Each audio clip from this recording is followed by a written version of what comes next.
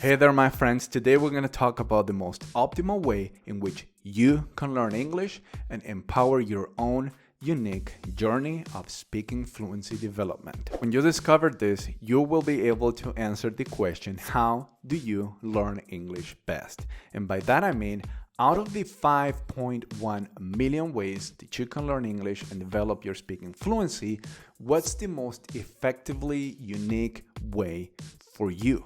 I know it sounds hyperbole, 5.1 million ways to learn English. Well, you'll see what I mean. I'm not just throwing out a number. So I will, with the help of this awesome group of English heroes, help you discover your most effectively unique way to learn English and develop your speaking fluency. The most recent meetup we had though was about signature strengths. The reason I chose this conversation topic is because when you know what your unique strengths are, that's when you can answer the question I just posed to you. How do you learn English best? Or out of the 5.1 million possible ways that you can learn English and develop your speaking fluency, what's that one most effectively unique way that you can do exactly that? Now, that's a big discovery, and you don't get to discover a gold mine without first doing some exploration, and also without first giving this video a big thumbs up. Thank you, and subscribing, because you're ready to transform your English by tapping into your English superpowers.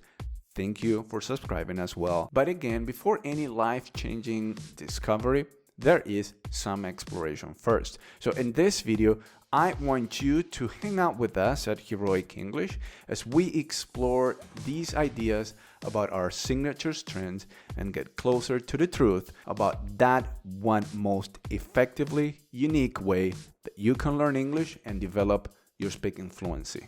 Let's start exploring through the following question. I want you guys to take a moment and think about something that you consider a strength that you have. Okay, let me tell you one thing. I'm a very handy person. I'm a person that's always active. I don't remain myself still. I see myself as a person who is able to organize, to manage time to others. Awesome. Kate, how about you? What's your strength? I would say it is my persistence. If I really into something, I will go to the end and I will put in a lot of effort and time. Yeah, I think it's one of my strengths. By the way, I've taken that video from two different Heroic English meetups. That's why I'm wearing two different t-shirts, in case you noticed. And another thing I wanted to say is that if you want to join these awesome Heroic English meetups, all you've got to do is go to heroicenglish.com. You're going to see all the info there, and you're going to be able to sign up there and join us just next Saturday. Go there, learn what this is all about, and I'll see you hopefully in the next Heroic English meetup. Yeah, just like talked about some strengths. Once I decide to do something, I have a strong determination and willpower.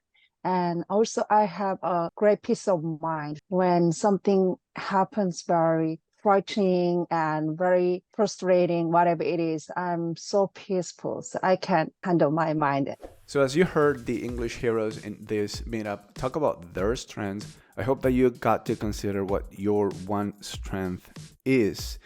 You don't need to be like 100% precise and accurate. Just think about what's the first thing that comes to mind when you think, okay, this is something that comes easily for me, that I can do and I'm happy to do. It's a virtue that I have. The one thing that I think of immediately when I'm asked this question is creativity.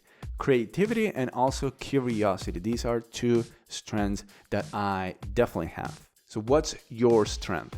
The next idea that we discussed and that we practice our English through this conversation, and we use this discussion question: how do you use this strength in your day-to-day life? Let's hear some English heroes and what they had to say. You mentioned willingness and readiness to engage in English conversation. How do you use that every day or like regularly, like, attending conversation groups or in your life? I'm not afraid to speak to anyone. I always try to be positive. I try to find something in common to create a connection with a person. Yeah, that's great. I mean, you are a good conversationalist, what you're describing there. And that's an amazing social skill. Wow, I admire you for that. And G, do you want to share a little bit more about your strength? When it comes to things with English, I have strong determination. Whenever I have time, I try to read out loud. When I am driving, try to speak to myself or speak to my son in English. And also just feeling like I'm the author. So trying to present that contents to the people like that. So I do my best and try as much as I can. These two English heroes are awesome, Alex and Chi-hyun. Alex, with his readiness to speak and his ability to overcome any feeling of shyness, he embraces the discomfort, and he has what a lot of people lack, unfortunately, which is this courage to speak English freely and express his opinions. And he's very proactive in looking for opportunities to put his English into practice, both in his local environment, in his real life, and also by looking for opportunities to engage in conversation groups and meetups, on Zoom meetups like this one. And then we have Chi-hyun with her determination to practice her English whenever she finds a moment to do that. She mentioned driving and taking advantage of that free time to not only listen to content in English, but also activate her speaking by doing different role playing, like speaking as if she was presenting something. So I love that kind of proactiveness and enthusiasm for practicing English. How do you put your strength into practice? Is your strength skill for learning or your love for learning? How are you using that strength in your day-to-day life? Your answer, by the way, may or may not be related to your English learning. If your strength is love of learning, what are you doing every day to actually utilize that strength? What are you learning, basically? It may be English, it may be something else, but you're learning that through your English. So think about that, explore that idea, and with that, let's move on to the next idea that we are going to explore. Well, the topic that we are discussing is titled Signature Strengths. Why signature? I mean, your signature, your actual signature is unique to you. Therefore, the metaphor here with signature strengths, the strengths that are very unique to you. Your uniqueness is most clearly represented by your strengths: creativity, curiosity, judgment/critical thinking, love of learning, and perspective. Those are categorized under wisdom, right? Next, we have bravery, perseverance, honesty, and zest. Next set of strengths: love, kindness, social intelligence. Then we have teamwork, fairness, leadership. Then we have forgiveness, humility, prudence, and self-regulation. And lastly, appreciation of beauty and excellence, gratitude, hope, humor, spirituality. Those are the 24 strengths. We're good? And another author tells us every hour you invest in an area where you have natural talent has a multiplying effect. Whereas each hour you spend trying to remedy a weakness is like working against a gravitational force. Yet, many people spend years or even decades working on weaknesses in hopes that doing so will make them well-rounded. So the next idea is, as you explore your strengths, you may also stumble upon some other things that you may consider to be your weaknesses. So the next idea we're going to explore is in relation to that. Check it out here. What do you think about this idea that it is better to focus on our strengths and maybe even becoming better at utilizing those strengths rather than trying to remedy the things we are naturally not good at, our weaknesses? I would say that statement might be a little bit controversial there. Some people will argue that you should also care about the things that are your weaknesses.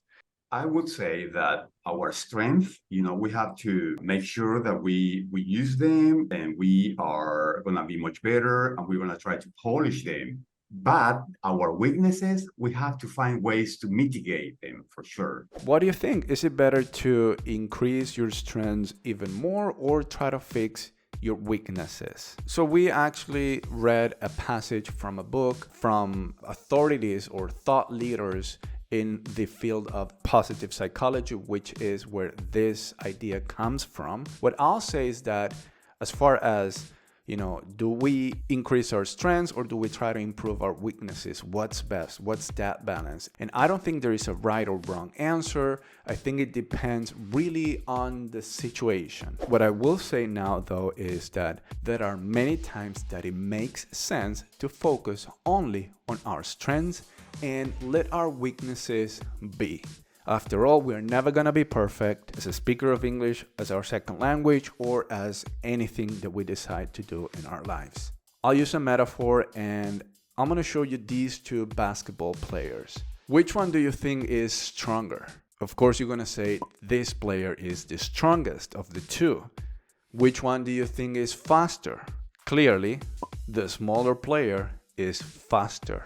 Just consider the idea that these guys would want to work on their weaknesses, right? Like this huge guy would work on being faster, while this other guy would want to work on, being stronger, just to match the strength of this big guy. Do you think that's a wise approach to their development as basketball players?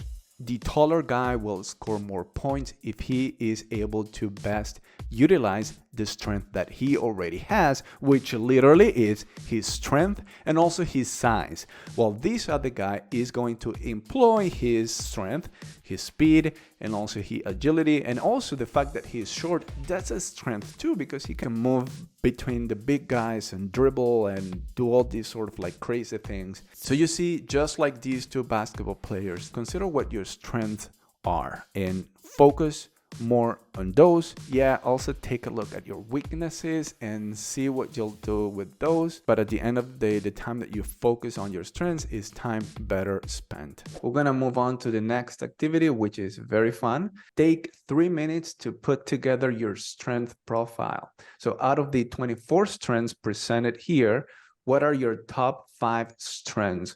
Rank them, okay, from highest to lowest. Paste it in the comments then. I wanna see everybody's strength profiles in the comments. So keep that strength profile because we're going to use it for the next discussion point. So we've got Ahmed, creativity at the top. Love that. Love of learning, honesty, kindness, teamwork. Yes, That's a 5th. My strength profile, creativity, curiosity, appreciation of beauty and excellence. Too much of it might be interpreted as perfectionism, too much of it, but if it's kept moderate, it's okay. Leadership, perseverance. Natalia, critical thinking, honesty, fairness, kindness, humor. We've got G here with honesty at the top, followed by spirituality, social intelligence, appreciation of beauty. You're noticing here that no strength profile is like any other ones, like from our group here. They're all going to be different. And that is what it means to be unique. Kate, perseverance, fairness, kindness, curiosity, hope. Yuli, perseverance, kindness, prudence, fairness, forgiveness. Larissa, perseverance, creativity, teamwork, love of learning, gratitude. Carly's, kindness, humor, perseverance, teamwork, curiosity. Love it, love it, love it, love it.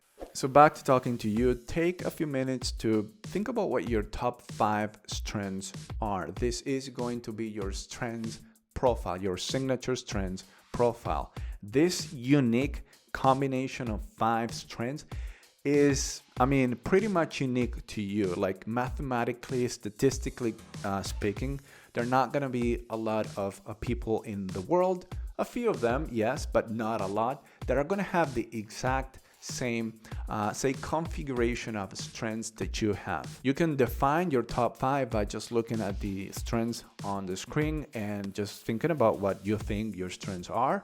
Or you can also take a test that's going to take about 30 minutes. There's a link in the description of this video. Go there and take that test if you wish to do so. Now, here's where the fun begins. Answer the following question. How can you apply the 5 strengths that you defined for yourself to your English learning and speaking fluency development starting tomorrow? how you answer and design your English fluency development routine and English learning is going to be unique to you. There's not going to be another person in this world that is going to learn English the same way that you do.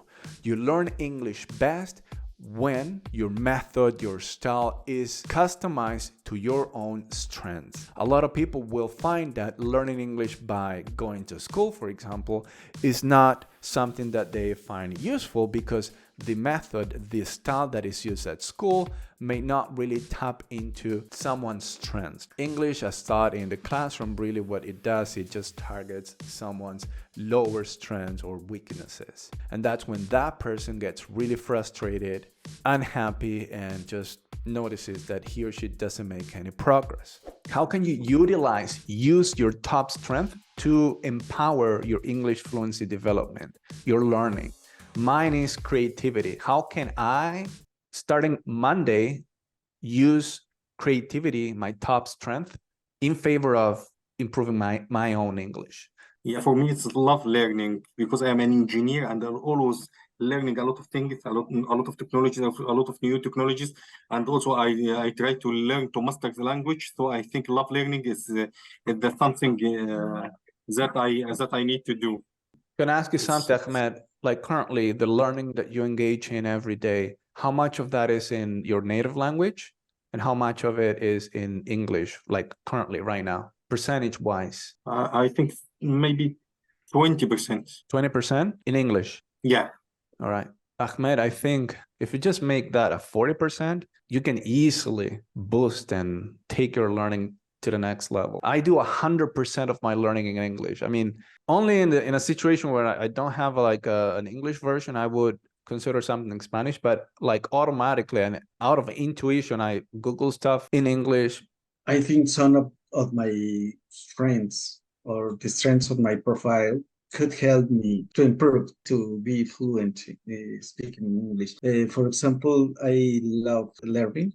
I like to read. I enjoy listening to podcasts in English. Let me go through my strength profile. I put creativity at the top, and this is actually great for if you're an English learner or a language learner, because knowing English means that you can understand it and that you can produce English, meaning you can write it or you can speak it. And creativity is all about creating things, creating something. People that actually value creativity, I think they have a leg up, they have an advantage in this case. You have like love of learning, second place, that is a great advantage as well. So we have different kinds of advantages. I am curious, so I am constantly, learning new things. Then I've got number 3, appreciation of beauty and excellence. And, I have always paid a lot of attention to my mistakes and wanting to become better and to refine my English. And I think it goes back to this strength or virtue. I appreciate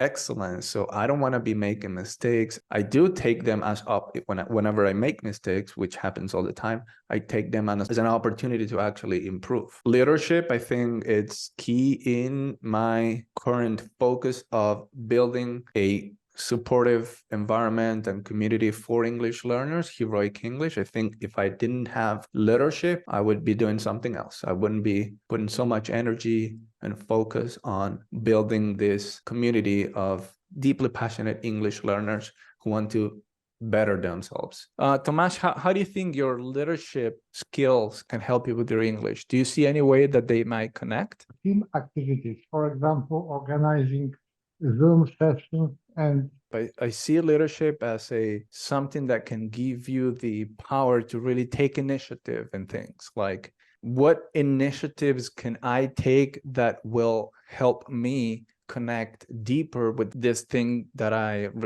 love, which is English, and I want to pursue this objective of becoming more fluent or making it a bigger, more important part of my life, whatever that is. I can take initiative. I don't need to rely on anybody to really help me. I can do it myself if I take initiative, and that's a superpower in my opinion. I love I couldn't that. agree more, because I could be a leader for myself. Question for both of us, Tomasz and myself, because we both place curiosity second. What's the difference between curiosity and love of learning? For me, curiosity is the fundamental thing because you are able to be taught something new. I think curiosity is more like embracing the chaos, right? Versus love of learning is learning something with a bit of like more structured approach. Curiosity is like being a little bit open and exploring new things, new topics, going into the unknown a little bit further.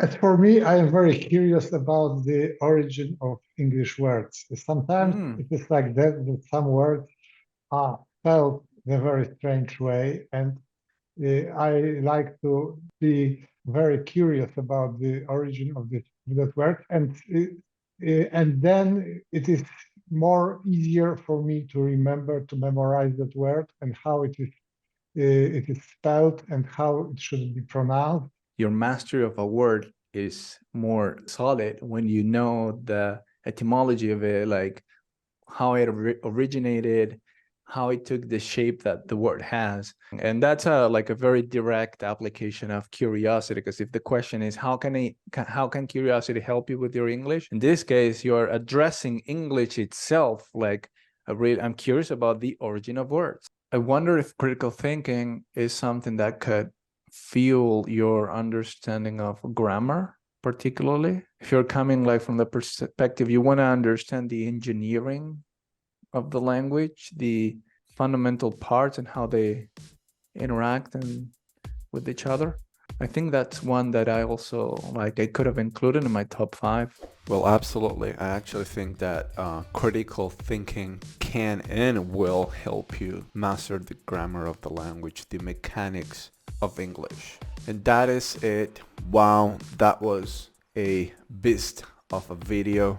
And the key takeaway for you from this video is get clarity on what your strengths are. Knowing this is extremely useful because that's going to inform what you do, how you change your routine of English learning and speaking practice so that it's in better alignment with the things that you are naturally good at, your strengths. This doesn't mean that you're not gonna, want to get out of your comfort zone or work on the weaker areas of your English. It just means that you are going to pursue getting out of your comfort zone, but with your strengths much more often than with your weaknesses. You're going to be leading with your strengths. For example, my strength is creativity. I can still push the boundaries of my zone of comfort with my creativity.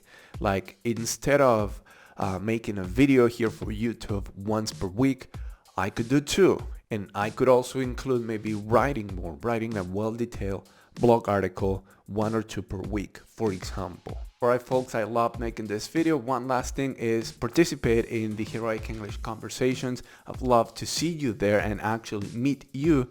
All you've got to do is go to heroicenglish.com, sign up for free, just leave your email there and you're gonna get an invitation for next Saturday. If you have any questions about what we discussed today, I suggest you go and look for clarity on our Facebook group. This is a community designed to be a supportive environment for you and your English to thrive in. You're gonna love it there. It's really fun and it's full of activity. People are posting, people are sharing their videos. We do a lot of things. And of course, it's like our hub for talking about heroic English and organizing the upcoming meetups. Honestly, it's one of the best places online for your English to thrive in. So go there. I'd love to see you there. And that's it for this video. Thank you so much for making it until this point. I really appreciate that. And I'll see you in the next video.